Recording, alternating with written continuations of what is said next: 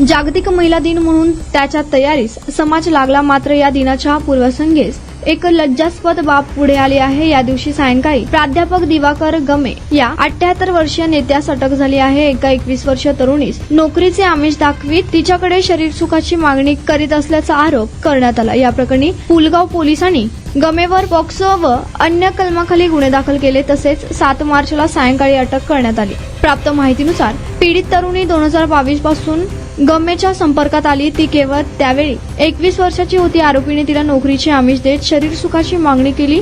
सुमारे 5 वर्ष आरोपी अशी मागणी सतत करीत आला। विशेष म्हणजे आरोपीचे पीडित मुलीच्या कुटुंबाशी घरोब्याचे संबंध राहिले। 3 दिवसापूर्वी आरोपी गमे याने पीडित मुलीस अश्लील फोटो पाठविले, तसेच काही बिभत्स व्हिडिओ पण दिले, त्यामुळे ती मानसिक त्रस्त झाली होती। अखेर या छळास कंटाळून पीडित मुलीने पुलगाव पोलिसांकडे धाव घेत तक्रार दिली।